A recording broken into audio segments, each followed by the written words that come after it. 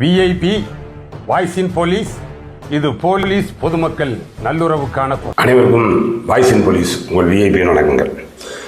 அப்புறம் இந்த டிஎன்விஎஸ்ஆர்பி எஸ்ஐ செலெக்ஷனை பொறுத்து இந்த ரஞ்சித் சிங் வழக்கில் 1/5/2025 உச்சநீதிமன்றத்தினுடைய தீர்ப்பு, அது ஏற்படுத்திய அதிர்வலைகள், அதனைத் தொடர்ந்து டிஎன்விஎஸ்ஆர்பியினுடைய அந்த எஸ்ஐ செலெக்ஷன் அதில் ஏற்படக்கூடிய மாறுதல்கள், ஏற்கனவே எடுக்கப்பட்ட தேர்வு செய்யப்பட்ட அந்த எஸ்ஐ அந்த கேடட், அது எப்போ 94-95 இருந்து அதில் சீனியாரிட்டி லிஸ்ட்லேயே ஃப்ரெஷ்ஷாக கொடுக்க சொல்லியிருக்கக்கூடிய உத்தரவுகள், இது எப்படி நடத்த போகுது அப்படின்ற இது குறித்து இதில் பார்ப்போம். அதாவது இது 1/5/2025 இந்த தீர்ப்பு வெளியானது.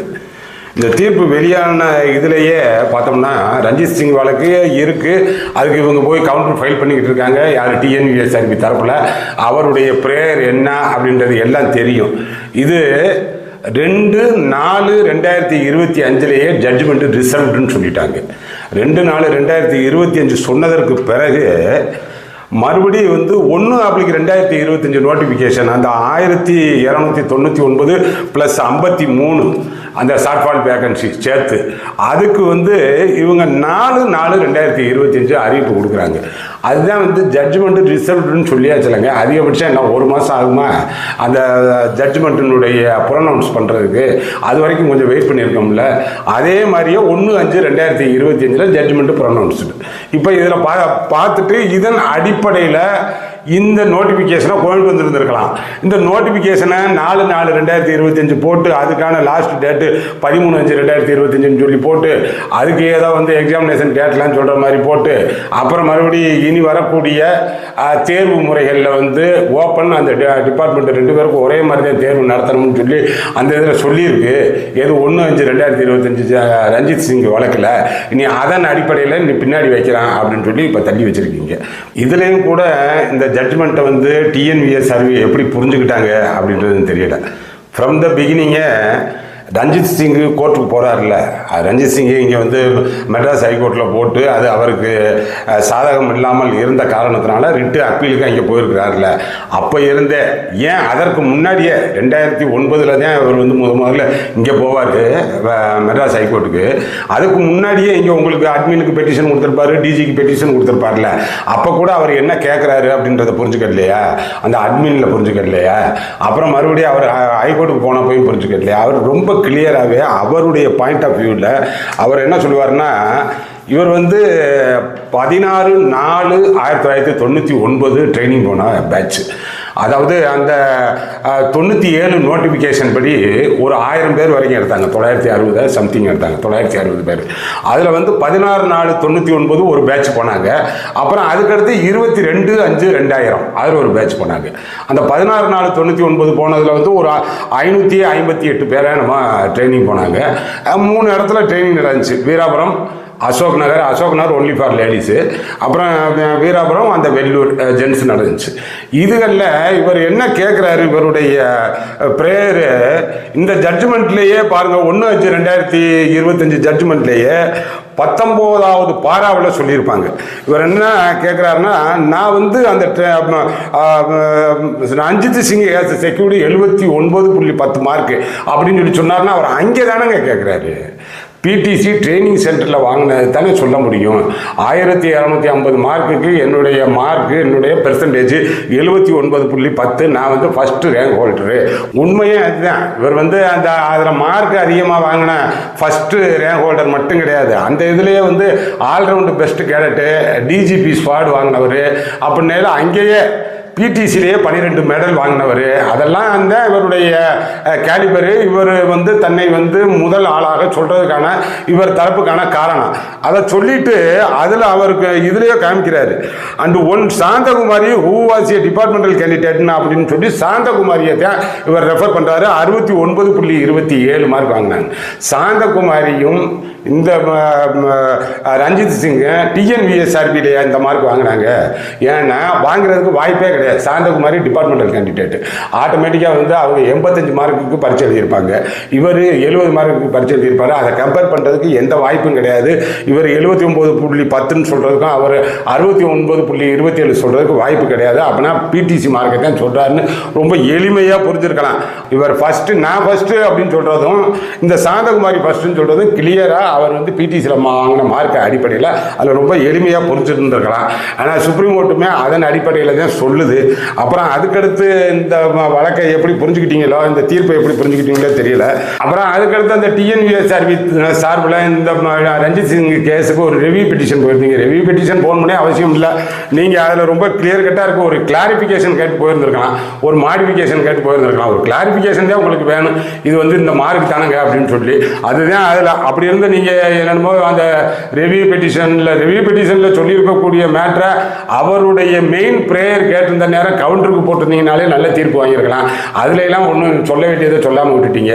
ரிவ்யூ பெட்டிஷனுக்கு போய் அது அந்த ரிவ்யூ பெட்டிஷன்லாம் ரொம்ப ஸ்ட்ராங்காக சட்ட தவறு ஏதேனும் இருந்துச்சுன்னா, இப்போ உதாரணத்துக்கு சொல்லணும்னா, இப்போ இது வந்து நாங்கள் போலீஸ் செலெக்ஷனு, எஸ்ஐ செலெக்ஷனு இதெல்லாம் வந்து இப்போ தமிழ்நாடு போலீஸ் சபார்டினேட் சர்வீஸ் அந்த ரூல்ஸ் படி இது பண்ணுறவங்க. நீங்கள் வந்து சுப்ரீம் கோர்ட் எடுத்துக்கிட்டது வந்து தமிழ்நாடு கவர்மெண்ட் சர்வெண்ட் இன் பிராக்கெட் கண்டிஷன் ரூல்ஸ், அதை எடுத்துக்கிட்டீங்க. இந்த மாதிரி அது எடுக்கலவங்க அந்த மாதிரி வேறு ஏதோ ஒரு ரூலை எடுத்துக்கிட்டீங்க, நாங்கள் ஃபாலோ பண்ணுறது இதுதான் அப்படின்ற மாதிரியோ, இல்லைன்னா அதில் தீர்ப்பு சொன்ன ஜட்ஜஸ் ஏதோ பயாஸ் பண்ணிட்டாங்க, யாருக்கோ ஒரு சார்பாக நடந்துக்கிட்டாங்க அந்த மாதிரியோ, இல்லைன்னா ரெஸ்பாண்டன்ட் தரப்பில் முழுமையாக எங்கள் தரப்பு வாதத்தை கேட்க அனுமதிக்கலை அந்த மாதிரியோ, அப்படி இருந்தால் மட்டும்தாங்க ரிவ்யூ போக முடியும்.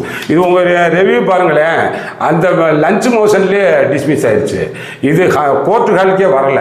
லஞ்ச் மோஷன் மீன்ஸ் அந்த ஹானரபிள் ஜஸ்டிஸ் இருப்பாங்க, அப்புறம் அது போக அந்த கோர்ட் மாஸ்டர் இருப்பார், அந்த அசிஸ்டன்ட் ரெஜிஸ்ட்ரார் இருப்பார். அவங்க உட்காந்து டிஸ்கஷன்லேயே கோர்ட்டு ஹாலுக்கு வர்றதுக்கே இதுக்கு தகுதி இல்லை அப்படின்ற அளவுலேயே அது டிஸ்மிஸ் ஆயிடுச்சு. அப்படின்னா அப்போ நீங்கள் என்ன போயிருந்துருக்கலாம், சும்மா ஒரு கிளாரிஃபிகேஷன் பெட்டிஷனுக்கு போயிருந்தீங்கன்னு வைங்க, ஓகே எங்களுக்கு நாங்கள் இதில் அட்மிட் பண்ணிக்கிறோம், ஒன்றும் பிரச்சனை இல்லை, நாங்கள் இந்த மார்க் அடிப்படையிலேயே வந்து சீனியாரிட்டி ஃபிக்ஸ் பண்ணிக்கிறோம் அப்படின்னு சொல்லிட்டு ஒரு கிளாரிஃபிகேஷன் கேட்டிருந்தீங்கன்னா, என்னப்பா இதில் உங்களுக்கு புரியலை, என்ன கிளாரிஃபை பண்ணணும் அப்படின்னு சொல்லியிருப்பாங்க. நம்ம பேசுறதுக்கான வாய்ப்பு இருந்திருக்கும், அப்போ உடனே எடுத்து சொல்லிடலாம். இது வந்து டிஎன்பிஎஸ்சி மாதிரி கிடையாதுங்க. செலெக்ஷன் ஆன உடனேயே டிஎன்பிஎஸ்சி தான் வந்து அப்பாயிண்டிங் அத்தாரிட்டி, அவங்க தான் வந்து அப்பாயிண்டிங் ஆர்டர் கொடுப்பாங்க குரூப் 4லேருந்து குரூப் 1 வரைக்கும். ஆனால் டிஎன்யூஎஸ்ஆர்பி நாங்கள் ஒரு செலக்ட் பண்ணக்கூடிய ஏஜென்சி மாதிரி தான், செலக்ட் பண்ணிவிட்டு அப்படியே டிபார்ட்மெண்ட்டுக்கு கொடுத்துருவோம். அதற்கு பிறகு 1 இயர் அவங்க ட்ரைனிங் முடிச்சு அந்த செலக்ட் பண்ணி கொடுக்குறீங்க இல்லைங்களா, கொடுத்தோடனே வந்து ஆர்என்டின்னு போயிடும். சீஃப் ஆஃபீஸில் வந்து ரெக்ரூட்மெண்ட் அண்ட் ட்ரைனிங் அவங்ககிட்ட இருக்கும். 1 வருஷம் ட்ரைனிங் முடியுது பார்த்தீங்களா, 1 வருஷம் ட்ரைனிங் முடிஞ்சதுக்கு பிறகு 2 செமஸ்டர் வச்சு 1200 நினைக்கிறேன், 1250 மார்க் வரும் டோட்டலாக. ஆனால் 2 செமஸ்டர் வச்சு அதில் ஷூட்டிங் இருக்குது, அதில் இன்டோர் இருக்குது, அவுட்டோர் இருக்குது, அத்தனையும் பார்த்து அதில் நம்பர் 1 செலக்ட் பண்ணி கொடுக்கையில் தான் இந்த எஸ்ஐக்கான டிஐஜி அப்பாயிண்டிங் அத்தாரிட்டியே வர்றாருங்க.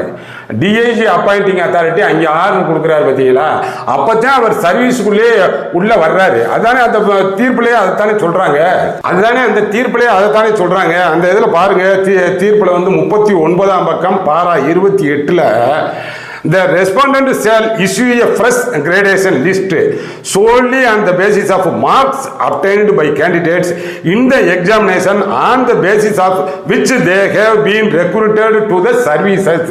அப்பதாங்க சர்வீஸுக்குள்ளே வர்றாரு. டிஎன்யூஎஸ்ஆர்பி நாங்கள் ப்ரொவிஷனலி செலக்டட் லிஸ்ட்டை தாங்க கொடுக்குறோம். இவர் 1 இயர் முடிச்சு எக்ஸாமினேஷன் எழுதி மார்க்ஸ் வாங்கி டிஐஜி அப்பாயிண்டிங் அத்தாரிட்டி டிஐஜி அதுக்கான ஆர்டர் கொடுக்கும் பொழுது தான் அவர் வந்து which they have been recruited to the services, the appeals stand disposed of with the following direction சொல்லித்தான் வரும். ஆனால் அதை அப்படித்தானே நீங்கள் புரிஞ்சுருக்கணும். இந்த ஒரு எங்கனையாச்சும் சொல்லியிருக்க டிஎன்யூஎஸ்ஆர்பின்ற வார்த்தையை இந்த ஒட்டுமொத்த நீங்கள் ஜட்ஜ்மெண்ட் 41 பக்கத்துக்கு என்னமோ இருக்கும், அந்த ஜட்ஜ்மெண்ட்டில் டிஎன்யூஎஸ்ஆர்பி செலெக்ஷன் பண்ண மார்க் அடிப்படைன்னு எங்கனையாச்சும் சொல்லியிருக்கா. நீங்களாம் அதை போட்டு கன்ஃபியூஸ் ஆகி நீங்கள் முதல்லையே அதுக்கான அந்த கவுண்டர் ஃபைல் பண்ண தெரியாமையும் ஃபைல் பண்ணி அதை சொல்ல தெரியாமல் சம்மந்தமே இல்லாமல் என்னென்ன கதையெல்லாம் அதில் சொல்லிக்கிட்டு இருப்பீங்க. 1054 ஜிஓ அந்த ஜிஓ அது இதுன்னு நீங்கள் இப்போ 20% கோட்டாவுக்குள்ள நீங்கள் ஆளை உள்ளே கொண்டு வர்றது அதை சேலஞ்ச் பண்ணாரா ரஞ்சித் சிங்கு அதெல்லாம் கேட்கல. நீங்கள் 20% போட்டுக்க, வார்டு கோட்டாவை போட்டுக்க, என்ன கோட்டாவும் போட்டுக்க. ஒன்ஸ் அவர் சப் இன்ஸ்பெக்டர்னு உள்ளே வந்துடுறாருல, ஆமாம் வந்துடுறாரு. அப்புறம் அந்த வந்ததுக்கு பிறகு ட்ரைனிங் எல்லாருக்கும் காமன் டு ஆல் தானே. 5 வருடம் அவர் சர்வீஸில் இருந்தார் அப்படின்றதுக்காக அவருக்கு 6 மாதமாக ட்ரைனிங் கொடுக்குறீங்க? இல்லை 1 இயர் பக்காவாக டைரக்ட் ரெக்ரூட்மெண்ட்டுக்கு என்ன ட்ரைனிங்கோ அதே தானே கொடுக்குறீங்க. அப்படின்னு போது அந்த 1 இயர் ட்ரைனிங்கில் முடிஞ்சு அவருக்கும் செமஸ்டர் வைக்கிறீங்க, எனக்கும் செமஸ்டர் வைக்கிறீங்க. அவர் 5 வருஷம் டிபார்ட்மெண்ட்டில் இருந்தவர். ஆமாம், டிபார்ட்மெண்ட் சம்மந்தமாக நல்லா லா படித்து நல்லா நிறையா மார்க் வாங்கிட்டேன். ஒன்ஸு அவர் சப் இன்ஸ்பெக்டர்ன்ற லெவலுக்கு வந்துட்டார்னா அப்பாயின்மெண்ட் ஆகிறதுக்கு உள்ளே வர்றதுக்கு அவர் அந்த கோட்டாவெல்லாம் பயன்படுத்திக்கிட்டேன். இங்கே வந்துட்டார்னா எக்ஸாம் எழுதினவர் எல்லாம் காமன் டு ஆல் தானே அப்படின்றது மட்டும்தான் அவர் கேட்குறாரு. அது மட்டும் இல்லை, அந்த டிபார்ட்மெண்டல் கேண்டிடேட்ஸு 2 செமஸ்டர் 2 சப்ஜெக்டில் ஃபெயிலான ஆள்லாம் எனக்கு முன்னாடி இருக்காங்க. அது வருமா இல்லையா? அந்த வயிற்றுச்சை இருக்காதா? என்னடா ஒரே மாதிரி சப் இன்ஸ்பெக்டர் வச்சுட்டு சம்மந்தமே இல்லாமல் அவர் டிபார்ட்மெண்ட்ல இருந்து வந்தாருன்னு சுத்த மக்கா இருந்தால் கூட பரவாயில்ல, எனக்கு மேலே கொண்டு போய் வைக்கிறீங்க அப்படின்ற கொஸ்டினை ரைஸ் பண்ணுறாரு. நீ சப் இன்ஸ்பெக்டராக சேர்த்துக்கையா, அதுக்குள்ளேலாம் அவர் வரல. ஆனால் பாடத்தில் பின்தங்கினவன், அவன் மொத்த இன்டோரில் பின்தங்கினவன், அவுட்டோரில் பின்தங்கினவன் எனக்கும் முன்னாடி நாளைக்கு இன்ஸ்பெக்டர் ஆகிறது எப்படி அப்படின்றதுல ஒரு நியாயமான காரணம் இருக்கு. அவர் கேட்கறதுல ஒரு ரைட் இருக்கு. அதன் அடிப்படையில் அவர் எத்தனையோ இந்த அட்மினுக்கு பெட்டிஷன் கொடுத்தாரு, டிஜிபிக்கு பெட்டிஷன் கொடுத்தாரு, எதுவும் கதை ஆகலை. ஆனால் இதெல்லாம் நாங்கள் பார்த்துக்கிறோம்னுவாங்க. அப்புறம் மறுபடியும் ஏதோ 40 ஒரு ரூல் இருக்கு பாருங்க, அந்த கவர்மெண்ட் சர்வீஸ். நீங்கள் 3 வருஷத்துக்குள்ள சீனியாரிட்டி பற்றி கேட்கணும், இது 3 வருஷத்தை தாண்டிடுச்சு அப்படின்வாங்க. 3 வருஷம் வரைக்கும் உங்கள் சீனியாரிட்டி என்னன்னே வெளியே வராது. ஆனால் உங்கள் சீனியாரிட்டி முடிஞ்சு பிடிசியில் முடிஞ்சோடனே சீனியாரிட்டி லிஸ்ட்டு போடுறாங்களா, அதெல்லாம் தெரியாது. அது எப்போ வருதோ அப்போ கிளைம் பண்ணோம்னா 3 வருஷம் முடிஞ்சிருச்சு அப்படின்வாங்க. அதனால என்னத்தையோ உலட்டி வர்றது.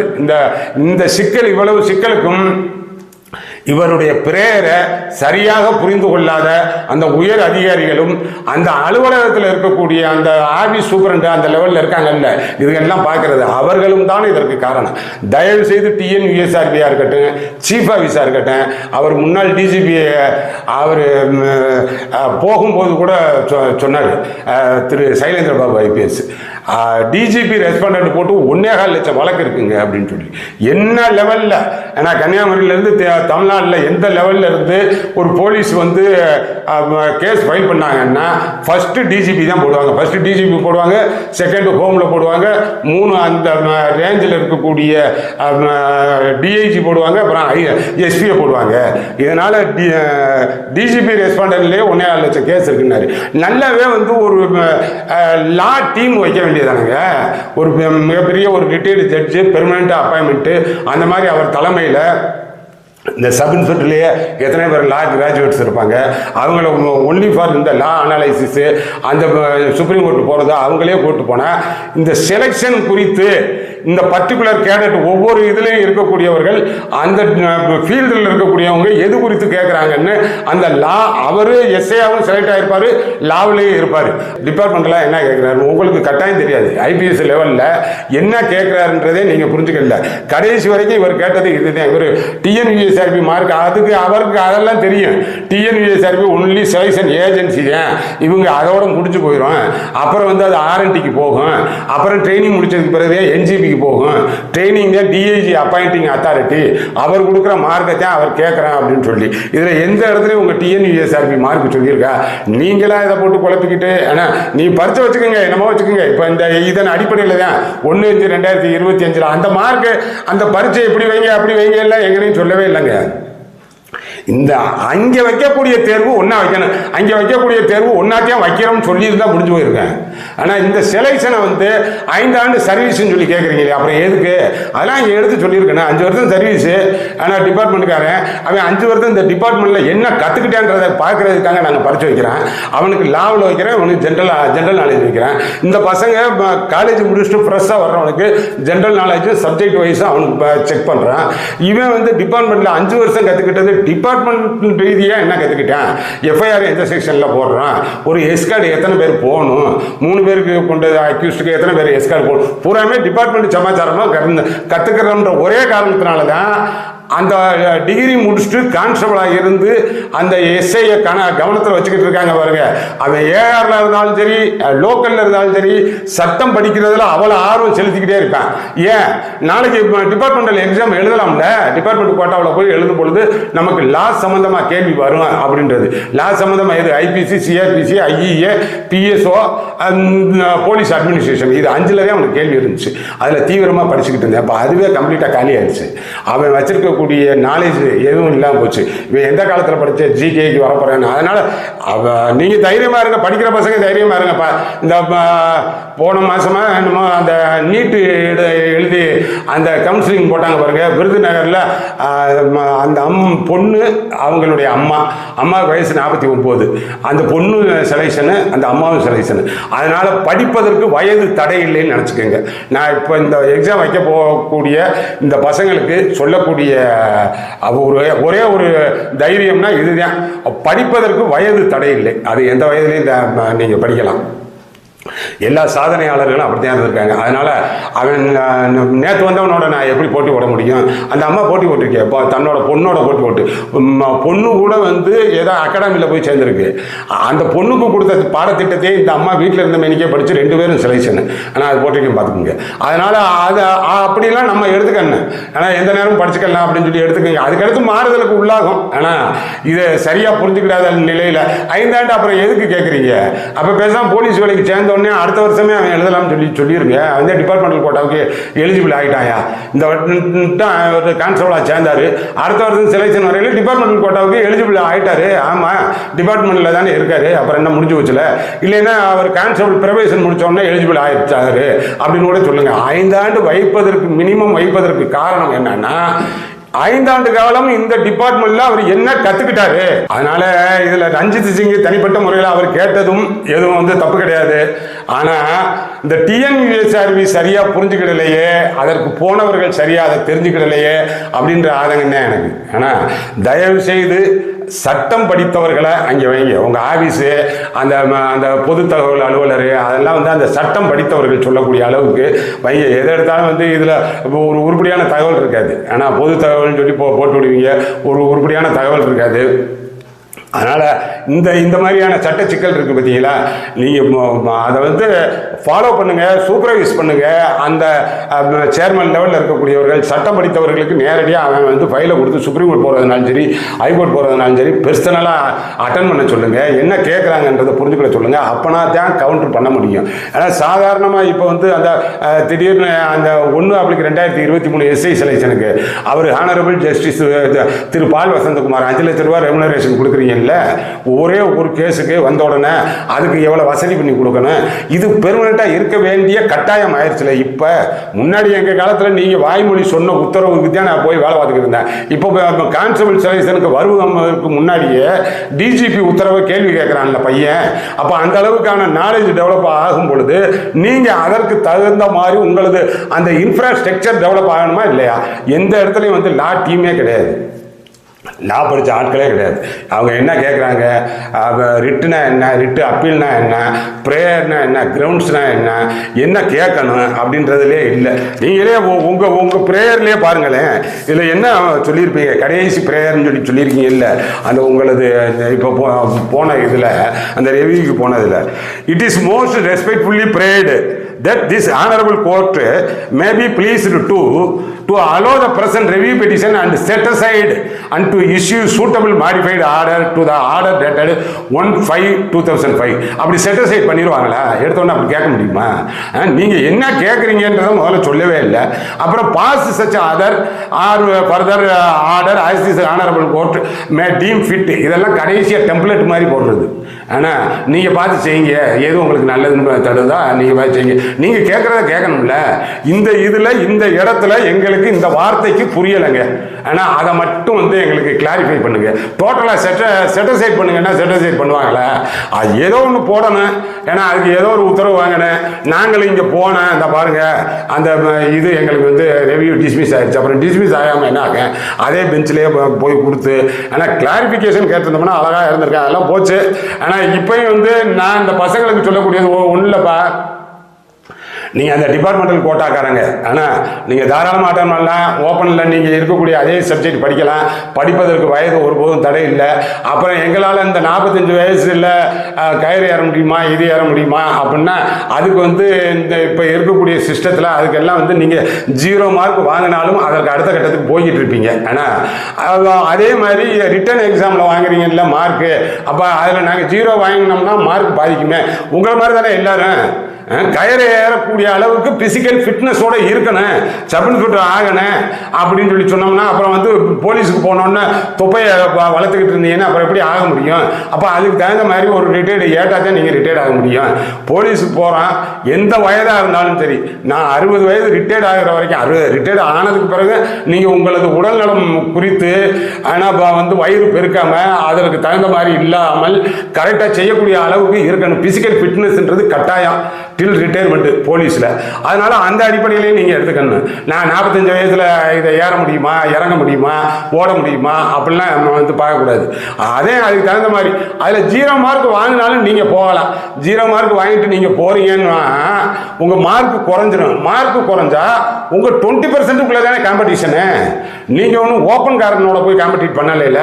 நீங்கள் என்ன மார்க் வாங்கியிருக்கீங்களோ அதில் உங்களிலும் மேலான தகுதி வாய்ந்தவர் அங்கே வருவார். நீங்கள் அந்த ஓடுறது தப்புறதுல மார்க் வாங்கியிருந்தீங்கன்னா உங்களுக்கு கூடுதல் பலம். ஈவெண்ட்டில் அந்த பிசிக்கல் எஃபிஷியன்சியில் மார்க் வாங்கினா கூடுதல் பலம்.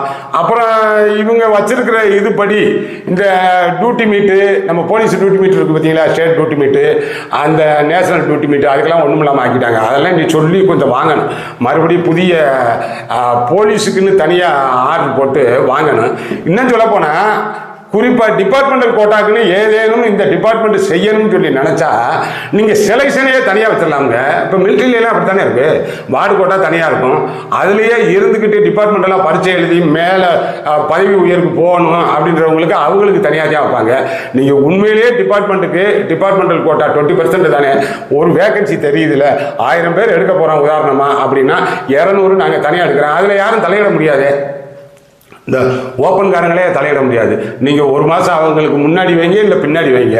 நோட்டிஃபிகேஷன் தனி notification only for departmental quota notification விடுங்க, அவங்களுக்கு தனியாக எடுங்க. என்ன மாதிரினாலும் வச்சுக்கோங்க பரீட்சை. இப்போ அதே மாதிரி தான் வைக்கணும்னு அவசியம் இல்லை. டிபார்ட்மெண்ட் கோட்டாவுக்கு வைக்கிற பரீட்சை தானே, அதனால் என்ன மாதிரினாலும் வச்சுக்கலாம். அப்படிலாம் கொண்டு வரக்கூடியதற்கு ஏதேனும் ஒரு நபர் கொண்ட அந்த போலீஸ் ஒரு கமிஷன், அது தனி செலெக்ஷன், இது தனி செலெக்ஷன். அவர்களுக்கு ஓலாம் தவலாம் தனியாக மார்க், உங்களுக்கும் கன்ஃபியூஷன் இருக்காது. அதனால இதெல்லாம் கொஞ்சம் பகிர்ந்துக்கணும் போல இருந்துச்சு. பார்ப்போம். இன்னும் சொல்ல வேண்டியது நிறையா இருக்குது. ஏன்னா இந்த 1/2025 அதுலேயே இந்த பசங்க அந்த 5 இயர்ஸ் அந்த ஏஜ் கட் ஆஃப் பார்த்தோம்னா இந்த 1/7/2024 ஒன்று வைக்கிறீங்க, அப்புறம் 1/7/2025 ஒன்று வைக்கிறீங்க. அதே வந்து ஓப்பனுக்கு ஒன்று டிபார்ட்மெண்ட்டுக்கு ஒன்று 2ஆக பிரித்து வச்சுருந்தீங்க. அப்புறம் அந்த 5 இயர் வந்து இந்த வருஷம் வருது நோட்டிஃபிகேஷன் அப்படின்னா இந்த வருஷம் எப்போ நோட்டிஃபிகேஷன் இன்னும் ரீ நோட்டிஃபிகேஷன் தான் விடணும். இதெல்லாம் நீங்கள் இந்த நாம்ஸ் எல்லாம் உள்ளடக்கி அந்த ரீ நோட்டிஃபிகேஷன் விடும் பொழுது those who have completed 5 years service அப்படின்றத பார்த்து அதுக்கு தகுந்த மாதிரி சொல்லுங்கள். அப்புறம் அது போக ரஞ்சித் சிங் தனியாக கண்டெம்ட் போயிருக்கிறாருங்க. நீங்கள் நீ என்ன மார்க் எடுத்துக்குங்க, ஆனால் நீங்கள் அதில் வந்து அந்த பசங்களுடைய எல்கேஜி யூகேஜி மார்க்கை கூட வச்சுக்கோங்க. நீங்கள் முதல்ல 60 நாளில் சுப்ரீம் கோர்ட்டு போனது படியான லிஸ்ட்டை அவுட் பண்ணுங்கப்பா, சீனியாரிட்டியை எனக்கு சொல்லுங்க அப்படின்னு சொல்லி கேட்டு அவர் ரஞ்சித் சிங் ஒரு கண்டெம்ட் போயிருக்கிறாரு. அப்புறம் அது போக இந்த டிபார்ட்மெண்ட்டுக்கு கோட்டாக்காரங்க இருக்காங்கல்ல 20% கோட்டாக்காரங்க, அதில் வந்து G Soundararajan, G Venkatesan, K Venkatesan, M Mahendran, அந்த 4 பேர் அவங்க என்னன்னா 11/6/2025 அவங்க ஒரு மாடிஃபிகேஷன் கேட்டு போயிருக்காங்க. ஏன்னா இந்த 1/5/2025 6க்கு முன்னாடியே எங்களது சீனியாரிட்டி ஃபிக்ஸ் பண்ணி லிஸ்ட்டு ரெடி ஆயிடுச்சுங்க, போட்டாங்க. அந்த இதுபடி இந்த ஒரு தடவை முதல்ல போட சொல்லுங்க அப்படின்னு சொல்லி கேட்குறாங்க. அப்புறம் இந்த ரஞ்சித் சிங்கோடையே வந்து இருக்கக்கூடிய ஸ்ரீனிவாசன் அப்படின்றவர் அவர் ஒரு கிளாரிஃபிகேஷனுக்காக அவர் ஒரு பெட்டிஷனுக்கு போயிருக்கிறாரு. ஸ்ரீனிவாசன் வந்து தனியாக ஒரு மாடிஃபிகேஷன் கேட்டு போயிருக்கிறாரு. அவருடைய பெட்டிஷனே இன்னும் பெண்டிங் இருக்குது. இதெல்லாம் வரணும் சேர்த்து. ஆனால் எனக்கு வந்து இந்த 1/2025 நோட்டிஃபிகேஷனை எப்படி கொண்டு வர்றீங்களா என்னன்னு தெரியல. டிஎன்யூ டிஎன்யூஎஸ்ஆர்பிட்ட நம்ம ஹம்பிள் ரெக்வஸ்டாக கேட்டுக்கிறது, இந்த 1/2023 750 பேர் இன்னமும் தொடர்ந்து காத்து கொண்டிருக்கிறார்கள் இல்லையா, ஒரு நம்பிக்கை ஒளி நீங்க கொடுத்துருவீங்க அப்படின்னு சொல்லி, அது அவர்களுக்கான விடிவு காலத்தை முதல்ல ஏற்பாடு பண்ணுங்க. அவர் ஹானரபிள் ஜஸ்டிஸ் பால் வசந்தகுமார் அவர் உங்கள்கிட்ட லிஸ்ட்டை கொடுத்துட்டாரு. அதுல இன்னும் என்னென்ன பண்ணணும், எப்படி இழுத்தடிக்கணும் அப்படின்ற அந்த முயற்சியில தான் இருக்கீங்களே தவிர மாணவர்களின் எதிர்காலம், அவர்களுடைய வாழ்க்கை, அது குறித்து எந்த சிந்தனையும் இருக்கிற மாதிரி தெரியல. அதையும் முக்கியமா வலியுறுத்தி சொல்றதுக்காக தான் இதை கேட்டுக்கிறேன். முதல்வருடைய தனி கவனம் இது பெறணும். அப்பனா தான் இது வரும்னு நினைக்கிறேன். ஏன்னா ஒரே ஒரு முறை தான் 444 எஸ்ஐ எடுத்தீங்க, அவ்வளவுதான். ஏற்கனவே முன்னாடியே சொல்லிட்டு சொன்னது ரெண்டு டைம், ஒரு வட்டம் 3000 வச்சான் போலீஸ் எடுத்தீங்க, 2000 வச்ச போலீஸ் எடுத்தீங்க. அப்போ அதுக்கு பிறகு இந்த 5 ஆண்டு காலம் ஒண்ணுமே எடுக்கல. 750 எஸ்ஐ அப்படியே இன்னும் தொங்கிக்கிட்டே இருக்கு. அது முதல்வர் கவனத்துக்கு போகணும். பாப்பாப்பா தொடர்ந்து பேசுவான். நம்ம சேனல் இன்னும் சப்ஸ்கிரைப் பண்ணலைன்னா சப்ஸ்கிரைப் பண்ணிக்கிங்க. அடுத்தடுத்த பதிவுகளில் பார்ப்போம். வணக்கம்.